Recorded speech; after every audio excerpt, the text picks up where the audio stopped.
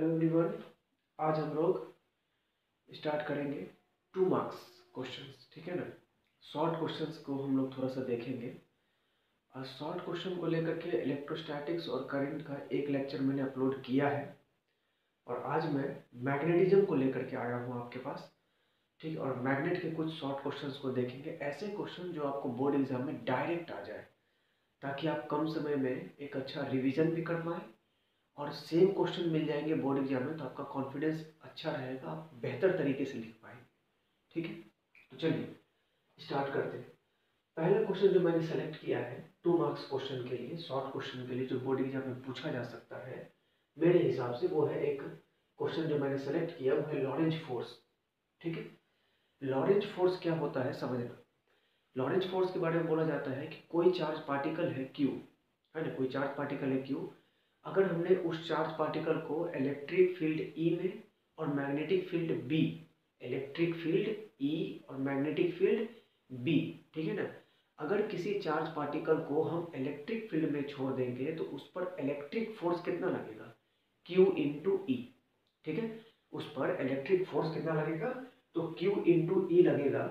और अगर हम किसी चार्ज पार्टिकल Q को मैग्नेटिक फील्ड में छोड़ देंगे तो उस पर मैग्नेटिक फोर्स कितना लगेगा, तो मैग्नेटिक फोर्स लगेगा Q into we cross B.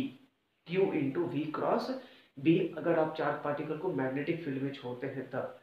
और मैग्नेटिक फील्ड में आप जानते हैं कि चार्ज पार्टिकल को सिर्फ आप मैग्नेटिक फील्ड में रख देने से नहीं होगा, चार्ज पार्टिकल को वेलोसिटी यानी कि स्पीड प्रोवाइड करनी होगी, है ना। मैग्नेटिक फील्ड जो है वो स्पीड के कारण ही तो जनरेट हो रहा है, चार्ज पार्टिकल के मोशन के कारण जनरेट हो रहा है। ठीक है, तो किसी चार्ज पार्टिकल को, है ना, चार्ज पार्टिकल हमने क्यों कंसीडर किया, उस चार्ज पार्टिकल को हमने इलेक्ट्रिक फील्ड ई में छोड़ दिया तो उस पर इलेक्ट्रिक फोर्स लग रहा है Q इंटू ई। और अगर उसी चार्ज पार्टिकल को मैग्नेटिक फील्ड में छोड़ रहे हैं तो उस पर मैग्नेटिक फोर्स लग रहा है Q into we cross B. Q into we cross B, भी जो है वो है velocity of charge particle, B जो है वो मैग्नेटिक फील्ड है, ई जो है वो इलेक्ट्रिक फील्ड है ना, क्यू जो है वो चार्ज का मैग्नीट्यूड है, एफ ई इलेक्ट्रिक फोर्स को रिप्रेजेंट करेगा, एफ एम मैग्नेटिक फोर्स को रिप्रेजेंट करेगा। ठीक है, अब ये जो दोनों फोर्स है चार्ज पार्टिकल पे, जो दोनों फोर्स लग रहा है इलेक्ट्रिक फोर्स और मैग्नेटिक फोर्स, अगर इस दोनों फोर्स को आप कंबाइंड कर देते हैं, combination of electric force and magnetic force, इसी को बोलते हैं लॉरेंज फोर्स। क्लियर। तो यहाँ साफ साफ लिखा हुआ है कि the combination of electric and magnetic force is known as Lorentz force. और यहाँ पर लिखा गया कि let a charge particle Q moves in a magnetic field where electric field is also present, the net force acting on the particle is, है ना, जहाँ पर एक चार्ज पार्टिकल जिसको कि आपने मैग्नेटिक फील्ड में छोड़ दिया और वहाँ पर इलेक्ट्रिक फील्ड भी प्रेजेंट था, ठीक है, तो उस पर जो फोर्स लग रहा है टोटल वो F E plus F M, यानी कि Q E plus Q into we cross B. और इसी को हम लोग क्या बोलते हैं बाबू, तो इसी को बोला जाता है लॉरेंज फोर्स। ठीक है, कोई दिक्कत वाली बात इसमें नहीं है। चलिए नेक्स्ट है आपका एम्पियर्स लॉ। देखो एम्पियर्स लॉ बिल्कुल जो है वो गॉस लॉ के जैसा होता है। गॉस थ्योरम हमने क्या पढ़ा है, तो हमने पढ़ा था गॉस लॉ। अगर आप नहीं देखे हैं गॉस लॉ का वीडियो तो मैं डिस्क्रिप्शन में लिंक दे रहा हूँ, आप गॉस लॉ का वीडियो उसमें देख लें। ठीक है, गॉस लॉ होता है कि cyclic integral of electric field intensity over the close surface E dot ds equal to 1 by epsilon naught times of the charge inside the surface। किसी क्लोज सरफेस के अंदर जितना चार्ज है उस चार्ज में आप 1 by epsilon naught से गुना कर देंगे तो आपको उस क्लोज सरफेस से उस चार्ज के कारण इलेक्ट्रिक फ्लक्स निकल जाएगा, इलेक्ट्रिक फ्लक्स निकल जाएगा। और वो क्या होगा, cyclic integral of vector E dot D S. Cyclic integral of vector E dot D S. Dot क्यों लेते हैं, electric field intensity vector quantity, और ये जो डी एस है ये एरिया वेक्टर, ये भी वेक्टर क्वांटिटी। तो दो वेक्टर क्वांटिटी से आप इलेक्ट्रिक फ्लक्स निकालते थे गॉस लॉ में, जो कि स्केलर क्वांटिटी होता था, और इलेक्ट्रिक फ्लक्स को आप फाई से रिप्रेजेंट करते थे, है ना। तो इलेक्ट्रिक फ्लक्स स्केलर है, दो वेक्टर क्वांटिटी को मल्टीप्लाई करके आप स्केलर क्वांटिटी चाहते हैं बाबू, तो आपको डॉट प्रोडक्ट करना होगा, स्केलर प्रोडक्ट करना होगा, वो ये रहा। ठीक है, चलिए एम्पियर्स लॉ क्या होता है, तो इसमें बोला जाता है कि यहाँ पर हम लोग बोलते थे साइक्लिक इंटीग्रल है ना, यहाँ बोलते हैं लाइन इंटीग्रल। लाइन इंटीग्रल का मतलब ये होता है कि बोला जा रहा है कि किसी क्लोज पाथ में है ना, किसी क्लोज पाथ पर, ये रहा कोई क्लोज पाथ, अब इसमें कितना करंट का फ्लो हो रहा है, इस क्लोज पाथ में कितना करंट का फ्लो हो रहा है ना, कितना करंट का फ्लो हो रहा है। मान के चलते हैं बाबू, यहाँ से I1 करंट गया, यहाँ से I2 करंट गया, ऊपर से कितना करंट आ रहा है, मान लो I3, यहाँ से करंट आ रहा है I4। तो कुछ करंट इस लूप में, ये जो रेड वाला आपको लूप नजर आ रहा है, इस लूप में कुछ करंट ऊपर से आ रहे हैं और कुछ नीचे से जा रहे हैं। मतलब ये जो लूप होता है, कोई जो क्लोज लूप होता है, इसी को बोलते हैं एम्पीरियन लूप। यही जो cyclic integral of B dot D L, इसको बोला जाता है मैग्नेटिक सर्कुलेशन, है ना। और उस क्लोज लूप को हम लोग क्या बोलते हैं, तो एम्पीरियन लूप बोलते हैं। बोला जाता है कि the line integral of magnetic field, ये रहा मैग्नेटिक फील्ड है ना, over the close path, close path के लिए इसको अप्लाई करते हैं। गॉस लॉ भी क्लोज सरफेस के लिए ही अप्लाई होता था, सिमिलरली एम्पीरियल लॉ भी क्लोज सरफेस के लिए ही अप्लाई होगा। ठीक है, इक्वल होगा किसके, तो म्यू नॉट टाइम्स, किसके, is equal to the mu naught times of the net current. या बोलते हैं कि इस क्लोज सरफेस में कितना करंट है, इनकमिंग करंट को कभी प्लस ले लेते हैं, आउटगोइंग को माइनस ले लेते हैं, या आउटगोइंग को प्लस इनकमिंग को माइनस, ये डिपेंड करेगा क्वेश्चन के हिसाब से क्या पैटर्न हमको लेना है। ठीक है ना। तो टोटल करंट, किसी क्लोज सरफेस में जितना भी करंट है टोटल, उस टोटल करंट में अगर आप म्यू नॉट से मल्टीप्लाई कर देते हैं तो आपको मैग्नेटिक सर्कुलेशन निकल जाता है, यानी कि cyclic integral of B dot D L का वैल्यू फाइंड आउट हो जाता है। क्लियर है बाबू। चलिए अगला क्वेश्चन देखते हैं। चलिए बच्चों अब अगला क्वेश्चन देखते हैं। बोल रहा है कि how to find force on a charged particle by magnetic field. मतलब किसी मैग्नेटिक फील्ड के कारण किसी चार्ज पार्टिकल पर कितना फोर्स लगेगा। तो ये जो फोर्स होता है, जब कोई चार्ज पार्टिकल मैग्नेटिक फील्ड में मोशन करता है, तो जो फोर्स होता है मैग्नेटिक फील्ड के कारण जो चार्ज पार्टिकल में फोर्स लगता है, वो फोर्स और उसका मैग्नीट्यूड, फोर्स का परिमाण, फोर्स का मैग्नीट्यूड, जब आप किसी चार्ज पार्टिकल को मैग्नेटिक फील्ड में थ्रो करते हैं, फेंकते हैं, चार्ज पार्टिकल मैग्नेटिक फील्ड में मोशन करता है, ठीक है, तो उस चार्ज पार्टिकल पर लगने वाला force due to magnetic field directly proportional होता है charge particle F, directly proportional to Q, और वो डायरेक्टली प्रोपोर्शनल होता है मैग्नेटिक फील्ड के, उसके मैग्नीट्यूड के, तो डायरेक्टली प्रोपोर्शनल टू बी, और वो डायरेक्टली प्रोपोर्शनल होता है perpendicular component of velocity, perpendicular, ध्यान से सुनना, perpendicular component of velocity of charge particle to the magnetic field. मतलब मैग्नेटिक फील्ड अगर हॉरिजॉन्टल है तो वेलोसिटी का कंपोनेंट वर्टिकल होना चाहिए। ठीक है, तो फॉर्मूला आ जाता है F equal to Q into V B sine theta, F equal to Q into V B sine theta, perpendicular component of velocity है तो v साइन थीटा हो जाएगा। ये रहा v, चार्ज पार्टिकल इधर मोशन कर रहा है, मैग्नेटिक फील्ड इधर, अगर इस v का मैग्नेटिक फील्ड में कंपोनेंट तोड़ेंगे तो cos, और हॉरिजॉन्टल कंपोनेंट तोड़ेंगे, मैग्नेटिक फील्ड के परपेंडिकुलर कंपोनेंट तोड़ेंगे तो साइन, v साइन थीटा।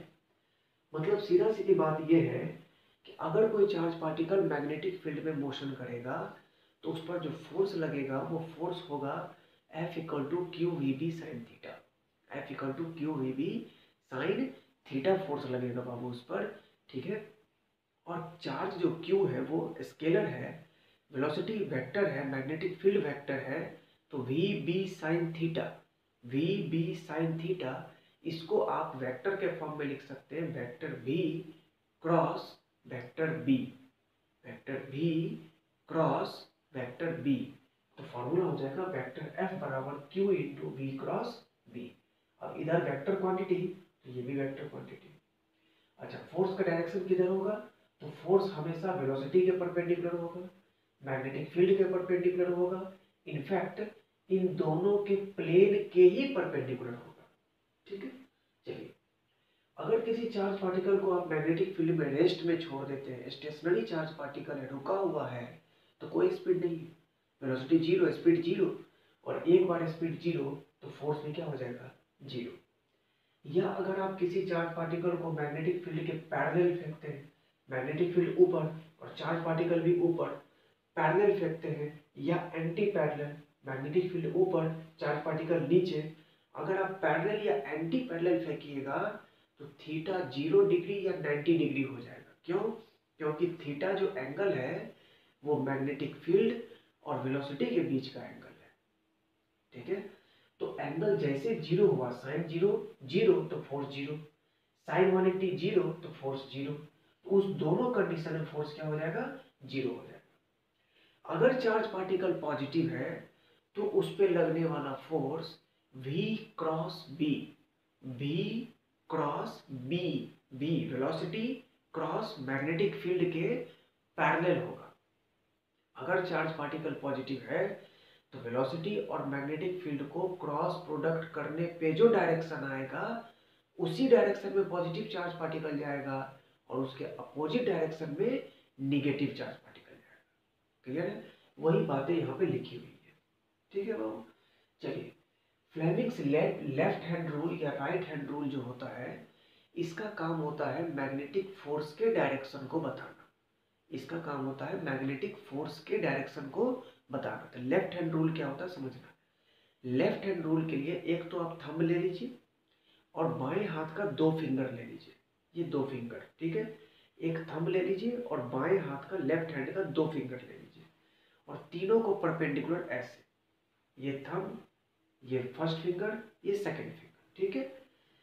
तो ये जो कॉन्सेप्ट क्या चलता है, फादर मदर चाइल्ड, देखना, thumb father, first finger mother, second finger child, और ये तीनों फिंगर को ऐसे स्ट्रेच रखना है कि ये तीनों फिंगर परपेंडिकुलर रहे।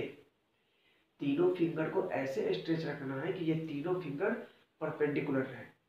तो ये जो फर्स्ट फिंगर है ये बताएगा मैग्नेटिक फील्ड, ये मैग्नेटिक फील्ड के डायरेक्शन में रहेगा, ये करंट के डायरेक्शन में रहेगा, तो थंब आपको फोर्स का डायरेक्शन बताएगा। ये मैग्नेटिक फील्ड के डायरेक्शन में, फर्स्ट फिंगर मैग्नेटिक फील्ड के डायरेक्शन में रहेगा, फर्स्ट फिंगर मैग्नेटिक फील्ड के डायरेक्शन में रहेगा, थंब करंट के डायरेक्शन में रहेगा, तो फर्स्ट फिंगर मैग्नेटिक फील्ड के डायरेक्शन में रहेगा, सेकंड फिंगर करंट के डायरेक्शन में रहेगा, तो थंब आपको मैग्नेटिक फील्ड का डायरेक्शन बताएगा, मैग्नेटिक फोर्स का, सॉरी बच्चों, मैग्नेटिक फोर्स का डायरेक्शन बताएगा। आई रिपीट, फिर से सुनना, आप लेफ्ट हैंड के तीनों फिंगर को स्ट्रेच करके रखिए, ऐसे स्ट्रेच रखना है कि 90 डिग्री एंगल है, ठीक है। First finger magnetic field, second finger current, तो thumb magnetic force, first finger magnetic field, second finger current, तो थंब मैग्नेटिक फोर्स, ठीक है। फादर मदर, फादर मतलब फोर्स, एफ से फादर, एफ से फोर्स, एम से मदर, एम से magnetic field, C से करंट, सी से जो सो चाइल्ड, ठीक, फादर मदर चाइल्ड। अच्छा, राइट हैंड रूल क्या होता है, तो राइट हैंड रूल के लिए आपको हैंड को ऐसे स्ट्रेच रखना है, ऐसे स्ट्रेच ऐसा रखना है कि ये सारे फिंगर्स, ये चारों फिंगर्स और ये थंब, इस प्लेन के बीच का एंगल 90 डिग्री है, ठीक है। तो थंब, अंगूठा रहेगा करंट के डायरेक्शन में, अंगूठा रहेगा करंट के डायरेक्शन में, ये सारे फिंगर्स, ये चारों फिंगर्स मैग्नेटिक फील्ड के डायरेक्शन में। तो इस हथेली पे जो नॉर्मल होगा, हथेली पे, पाम पे जो नॉर्मल होगा वो फोर्स का डायरेक्शन बताएगा। ये करंट, ये मैग्नेटिक फील्ड है ना, ये मैग्नेटिक फील्ड के डायरेक्शन में। तो ये जो हथेली पे जो नॉर्मल होगा, हथेली पे जो नॉर्मल होगा, ये मैग्नेटिक फोर्स का डायरेक्शन बताएगा। थंब, करंट, ये चारों फिंगर मैग्नेटिक फील्ड, तो इस हथेली पे जो नॉर्मल होगा ये मैग्नेटिक फोर्स का डायरेक्शन बताएगा। इसी को बोलते हैं राइट हैंड फ्लेमिंग रूल या राइट हैंड पाम रूल, ठीक है बच्चों। चलिए अगला क्वेश्चन,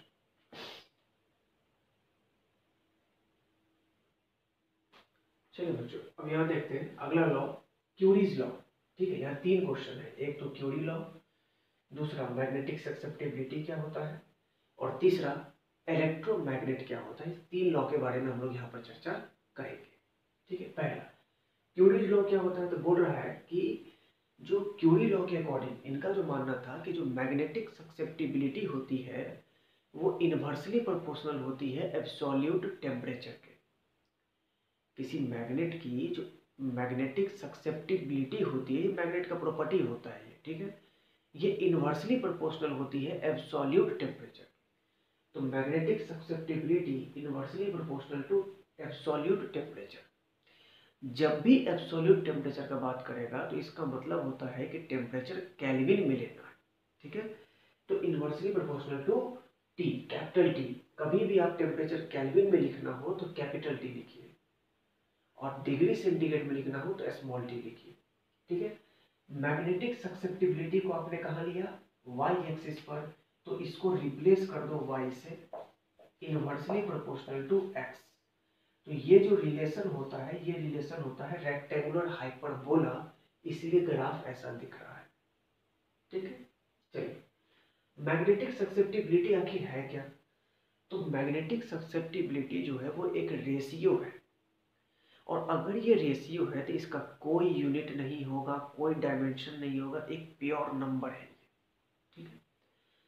तो रेशियो है किसका, तो ये मैग्नेटिक ससेप्टिबिलिटी जो होती है वो रेशियो है intensity of magnetization, intensity of magnetization यानी कि मैग्नेटाइज करने का जो इंटेंसिटी है उस पर, यानी कि आई, और मैग्नेटिक फील्ड स्ट्रेंथ जिसको कि हम यहाँ एच से दिखा रहे हैं, यानी कि आई बट्टा एच, आई बट्टा एच, इसी को बोलते हैं मैग्नेटिक ससेप्टिबिलिटी। और मैग्नेटिक ससेप्टिबिलिटी की रिलेटिव परमिएबिलिटी के साथ, रिलेटिव परमिएबिलिटी, जैसे इलेक्ट्रोस्टैटिक्स में पढ़ते थे रिलेटिव परमिटिविटी इप्सिलॉन आर, वैसे यहाँ पढ़ते हैं रिलेटिव परमिएबिलिटी म्यू आर।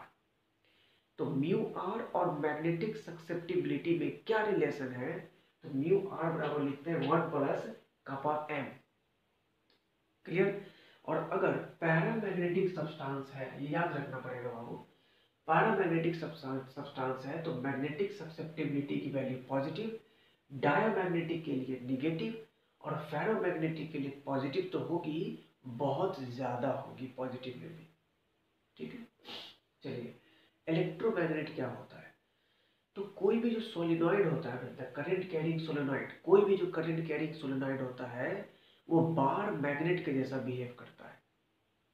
और अगर आप उस सोलिनॉइड में एक आयरन को डाल देते हैं, सॉफ्ट आयरन के रॉड को इंसर्ट कर देते हैं किसी सोलिनॉइड में, करंट कैरिंग सोलिनॉइड में सॉफ्ट आयरन को डाल दीजिएगा, तो जो उसका मैग्नेटिक फील्ड स्ट्रेंथ है, मैग्नेटिज्म प्रॉपर्टी जो है उसकी, वो 100 टाइम्स बढ़ जाएगी, सेवरल हंड्रेड्स, है ना, 200-400 इस तरीके से बढ़ जाती है। तो जब मैग्नेटाइजेशन उसका बढ़ जाता है तो उसी सोलेनॉइड को, जिसमें कि सॉफ्ट आयरन डालने के बाद उसका मैग्नेटाइजेशन बढ़ गया था, इसी को बोलते हैं इलेक्ट्रोमैग्नेट। और ये जो इलेक्ट्रोमैग्नेट होता है ये एक टेम्पोररी मैग्नेट होता है। इसका इस्तेमाल किस में करते हैं, बेल में, घंटी, या किसी बॉडी को, मतलब किसी कोई ह्यूमन बॉडी था, कोई उस पर किसी कारणवश उस पर बुलेट लग गया है, मतलब गोली लग गई है उसको, तो उसकी बॉडी से बुलेट को निकालने के लिए, गोली को बाहर करने के लिए, एक्सट्रैक्ट करने के लिए हम लोग इलेक्ट्रोमैग्नेट का यूज करते हैं। जो हमने आपसे कहा वही बातें बाबू यहाँ पर लिखी हुई, ठीक है। आइए अगला देखते हैं।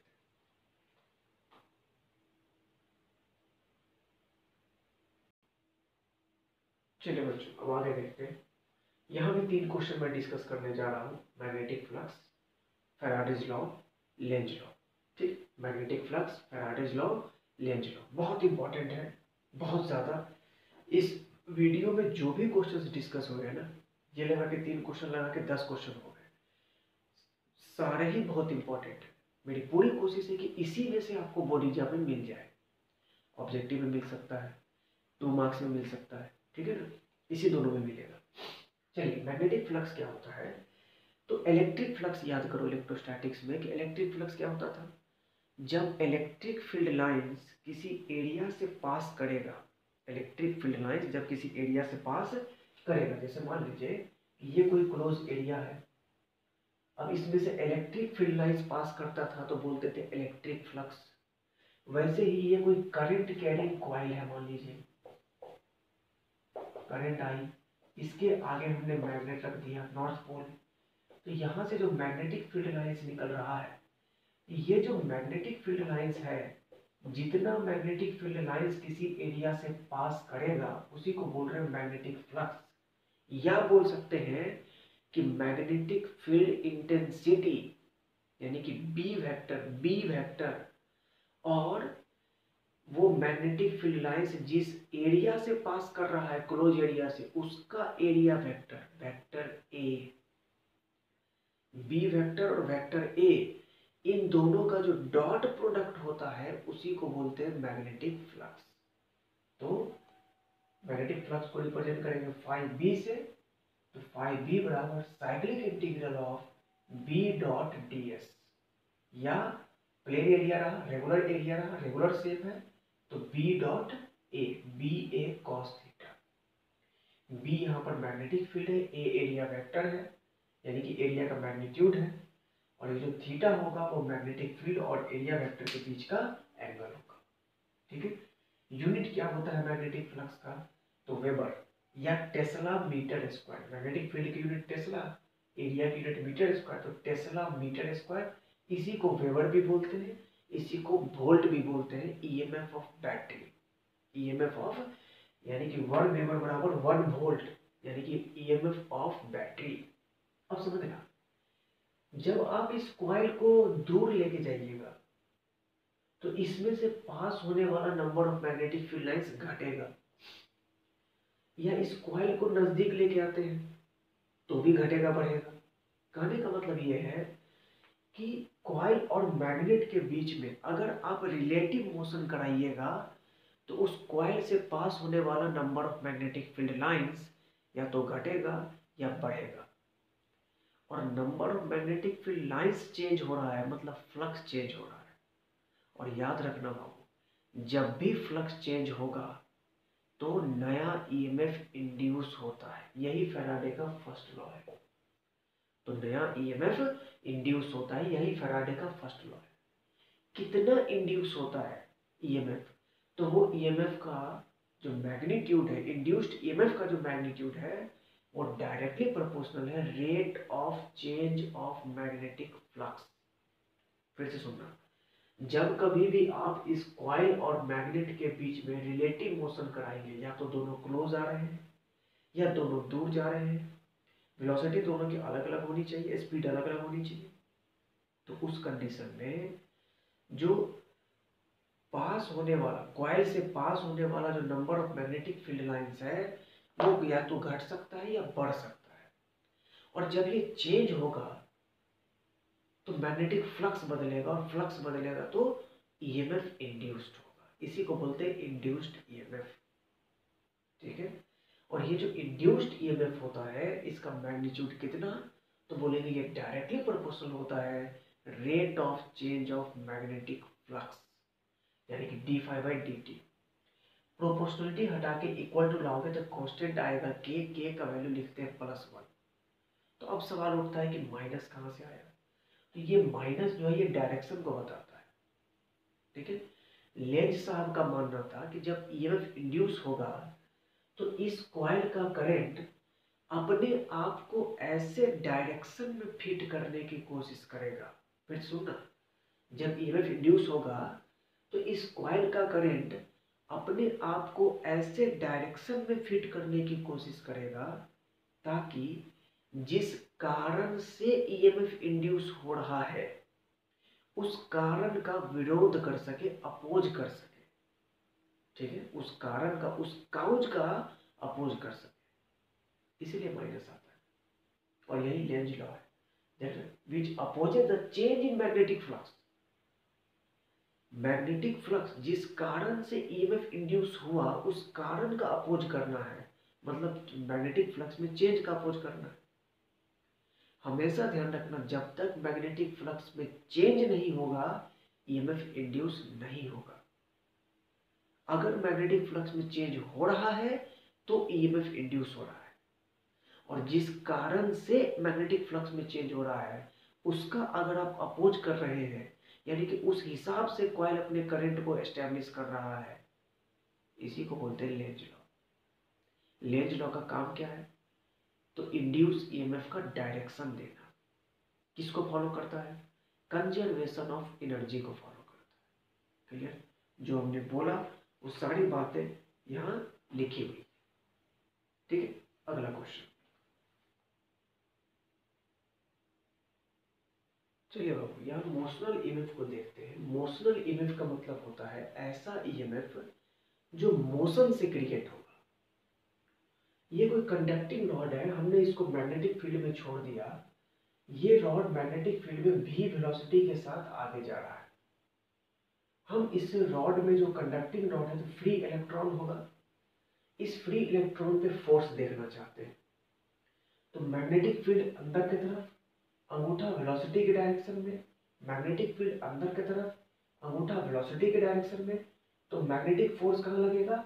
ऊपर, हथेली के डायरेक्शन में। हथेली ऊपर तो मैग्नेटिक फोर्स ऊपर। लेकिन पॉजिटिव चार्ज पार्टिकल होता तब मैग्नेटिक फोर्स ऊपर। यहाँ नेगेटिव चार्ज पार्टिकल है तो मैग्नेटिक फोर्स नीचे।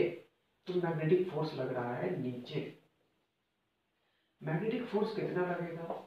तो मैग्नेटिक फोर्स का फॉर्मूला होता है QVB, यानी कि मैग्नेटिक फोर्स बराबर लग जाएगा यहाँ पर कितना? तो बोल सकते हैं EVB। Equation number 1। Magnetic field अंदर, वेलोसिटी इस साइड, राइट साइड। तो फोर्स कहाँ लगेगा चार्ज पार्टिकल पे? ऊपर। पॉजिटिव चार्ज पार्टिकल होता तब ऊपर, निगेटिव है इसीलिए नीचे। तो ये सारा इलेक्ट्रॉन मैग्नेटिक फोर्स के कारण नीचे आकर के जमा होना स्टार्ट हो जाएगा। तो ऑब्वियस सी बात है यहाँ पॉजिटिव आ जाएगा सब। तो ये हो गया हाई पोटेंशियल, ये हो गया लो पोटेंशियल। तो हाई से लो की तरफ ऑटोमेटिकली इलेक्ट्रिक फील्ड आ जाएगा, क्योंकि इलेक्ट्रिक फील्ड के डायरेक्शन में पोटेंशियल घटता है और electric field positive charge particle पे अपने डायरेक्शन में फोर्स लगाता है और निगेटिव चार्ज पार्टिकल पे अपने अपोजिट डायरेक्शन में फोर्स लगाता है। तो यहाँ तो इलेक्ट्रॉन है, इलेक्ट्रिक फील्ड हाई पोटेंशियल से लो पोटेंशियल की तरफ, तो इलेक्ट्रिक फोर्स ऊपर की तरफ लगेगा। कितना लगेगा? तो इलेक्ट्रिक फोर्स लगेगा Q इंटू ई, यानी कि बोल सकते हैं E into E. Equation number 2। ये रॉड लगातार एकदम सीधा मूव कर रहा है, बिल्कुल डेविएशन नहीं दे रहे हम इसमें। ये दोनों फोर्स इक्वल हो जाएंगे, इसका मतलब यानी कि Fm बराबर Fe, है ना? मतलब EVB बराबर E इंटू ई से E कट गया। तो यहाँ से आगे वो इलेक्ट्रिक फील्ड बराबर वेलोसिटी इंटू मैग्नेटिक फील्ड। यहाँ हाई पोटेंशियल, यहाँ लो पोटेंशियल, कुछ तो पोटेंशियल का डिफरेंस होगा, है ना? इसी पोटेंशियल डिफरेंस को हम लोग लिख रहे हैं EMF। तो E बराबर इलेक्ट्रिक फील्ड, ये EMF हो गया, है ना? तो जो इलेक्ट्रिक फील्ड पोटेंशियल जो होता है वो पोटेंशियल बराबर होता है electric field into length. Electric field कितना है? VB, लेंथ कितना है? L। तो फॉर्मूला हो जाएगा BVL। इसी BVL को बोलते हैं मोशनल EMF। अगर आप यहाँ करंट देखना चाहते हैं तो आप लिखेंगे I बराबर E बट्टा R, तो हो जाएगा BVL बट्टा R। तो बोला जाता है कि कोई भी कंडक्टिंग रॉड जिसका की लेंथ L है, अगर वो मैग्नेटिक फील्ड B में v वेलोसिटी के साथ मूव कर रहा है तो उस पर जो मोशनल EMF क्रिएट होगा वो BVL क्रिएट होगा। B into V into L। B magnetic field, V velocity या स्पीड, और L जो होगा वो लेंथ ऑफ रॉड। क्लियर? तो ठीक है बच्चों, आज के क्लास में बस इतना ही। मिलेंगे हम लोग नेक्स्ट वीडियो में, है ना, कुछ और अच्छे कॉन्सेप्ट और कुछ अच्छे क्वेश्चंस के साथ, ताकि वो आपको एग्जामिनेशन में बहुत ही ज़्यादा हेल्प करे।